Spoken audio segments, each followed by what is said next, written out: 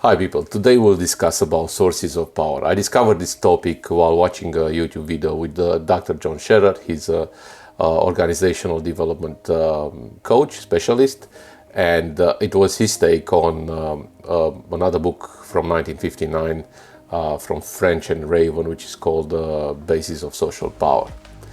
Power is actually a currency, and it's a flow, is an exchange flow that forms part from a relationship. People give it to us or they don't. The people, they allow us to influence them or not influence them depending on how they see the power projected onto us or for some kind of good reason. Now let's talk about sources of power and the classification of them. There are 7 sources of power. The first source from the sources of power, it's the most evident one, which is the position power. So that's the rank, and that can be in a form or many forms. It can be in military. Basically, the general has a bigger rank than the captain. The captain has bigger rank than the soldier, and he or she must obey whatever the higher rank is asking from the lower rank. That can be also found in corporations.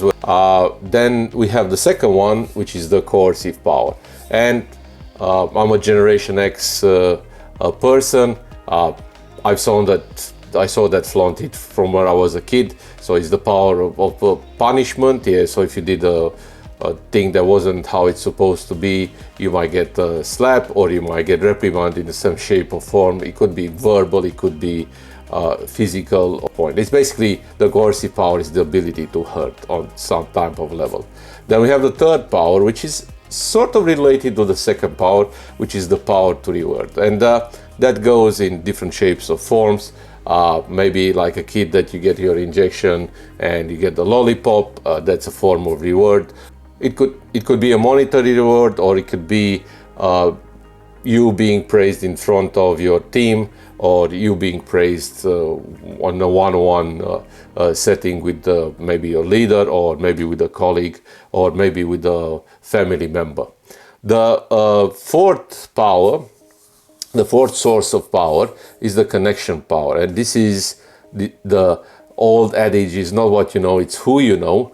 And that can be related maybe in a fact of let's say the policemen are helping the policemen, the firefighters are helping the firefighters, and maybe the people in aerospace are always have an affinity with another person from aerospace. A good example of this is when my grandmother, she was a janitor, and usually when you had an exam, university exam or a high school exam, nobody could come in the school other than the teacher that could supervise you. But lo and behold, when my sister had an exam, who appears there? It was my grandmother. And how she appeared there, because she knew another janitor from that school who let her in, and she just went there and waved, and to the surprise of my sister.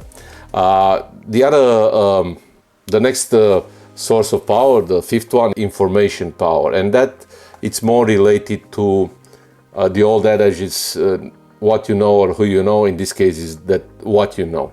And you can see that with people gravitating maybe to a person that has always some ideas or sharing some thoughts that are resonating with other people.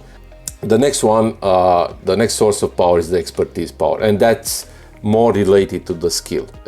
I mean, if I may you choose to have a surgery, whatever the surgery might be, and I say, look, maybe you should use a scientist to do the surgery, or a surgeon, who would you choose? You will obviously choose the surgeon, because the surgeon has the experience, the years, the exams, and all the certifications that it needs to perform. So the last power, which maybe is the most important one, is the personal power, and this is about who you are. It's a referent power. Yeah, so it's about your essence, your traits. It's basically your charm. It's basically how people relate to you, or how you relate to people in general. So you might be very deficient in all the other sources of power, but you might tag along much better because you can tap in the personal power. If you want to split the sources of power in what the powers can get you, the first three sources of power that will get you compliance, yeah, because it's the power of the rank, it's the coercive power and reward power. Now, in general, many of the companies that I worked and many of the companies in the world, if you just relate it to the professional life that you have, are working in this realm. Okay, so it's basically the power over somebody. So obviously, if you have the rank, you have a power over somebody, which is lower rank. If you have the rank, you can actually punish somebody or you can reward somebody. Now, the next three powers, actually the next four powers, what they can give you, they get you something else. They get you commitment. And in general, all four are connected, or let's say the next three are connecting, like the connection, information, and expertise power. They are connecting to power with. It's a relationship. You can relate to vision. You can relate to something else than the compliance of the company that you work on. The last source of power probably is the most important one. It's something else than commitment. It's something else than compliance. It's a power that can get you through other weaknesses that relate to the other sources of power. That's the personal power, yeah, because it's related to charm. It's related to something intrinsic that you have that can attract or that can reject all the other sources of power. And that's probably, if you want to see what direction that power is, that's the power through. Now we talk about sources of power in this video. Please see the next video as well about unconscious power ranking as well. Until next time, be well and stay strong.